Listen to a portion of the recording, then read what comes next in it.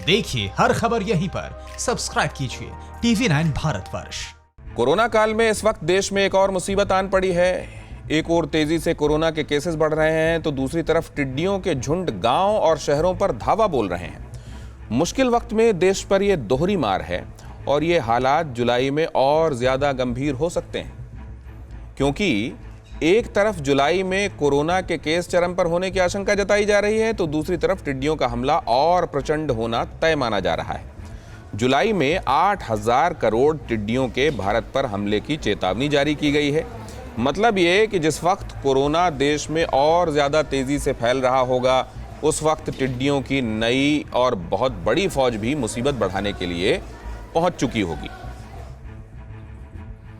United Nations के food and agriculture organisation के मुताबिक मध्य जून में दुनिया की सबसे बड़ी टिड्डी ब्रीडिंग होगी और इसकी जगह होगी भारत पाकिस्तान बॉर्डर के राजस्थान वाला हिस्सा, जहां करीब 8,000 करोड़ टिड्डियां पैदा होंगी।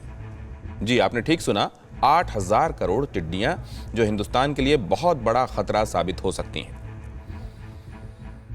ऐसा क्यों, जरा उसे भी समझ लीजिए। दरअसल 4 करोड़ टिड्डियों वाला एक झुंड एक दिन में 35,000 लोगों के बराबर खाने को चट कर जाता है। इस हिसाब से अगर देखें तो 8,000 करोड़ टिड्डियां एक दिन में फसलों को उतना नुकसान पहुंचा सकती हैं जितने में 7 करोड़ लोगों का पेट भर जाए।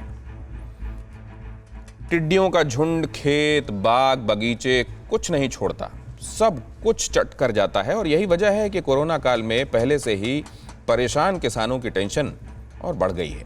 टिड्डियों को भगाने के लिए किसान आग और धुएं का सहारा भी ले रहे हैं और प्रशासन की ओर से ट्रैक्टर और फायर ब्रिगेड की गाड़ियों के जरिए कीटनाशक का छिड़काव करके भी इन्हें मारा जा रहा है। लेकिन टिड्डियों को पूरी तरह खत्म नहीं किया जा सका है।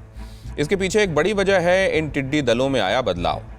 आमतौर पर टिड्डियों का दल जुलाई से अक्टूबर में नजर आता था, लेकिन इस बार 11 अप्रैल से ही दिखने लगा।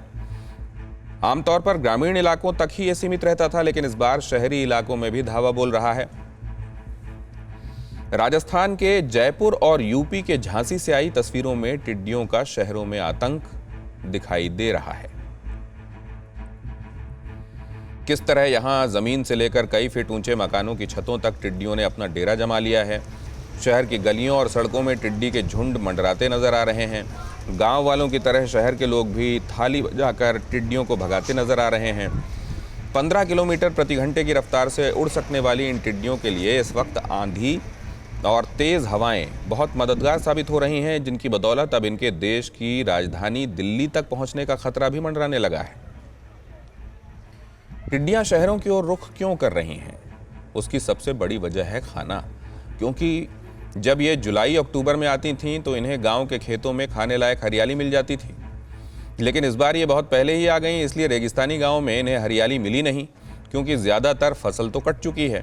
सिर्फ सब्जियां और जानवरों का चारा मिला, वो उन्होंने चट कर लिया। इसलिए खाने के लिए टिड्डियों ने अब शहरों का रुख कर लिया है। एक्सपर्ट्स के मुताबिक ये वो टिड्डियां हैं जिन्होंने पिछले साल दिसंबर में गुजरात और राजस्थान के खेतों में हमला बोला था। इसके बाद उन्होंने रेगिस्तानी इलाके में ही डेरा जमा लिया, बेहिसाब ब्रीडिंग की और अप्रैल में झुंड बनाकर धावा बोला। और अब राजस्थान में भारत पाकिस्तान सीमा के उसी रेगिस्तानी इलाके में मध्य जून तक 8,000 करोड़ टिड्डियों के पैदा होने की चेतावनी जारी की गई है। परवाह देश की, सोमवार से शुक्रवार रात 10 बजे TV9 भारतवर्ष पर।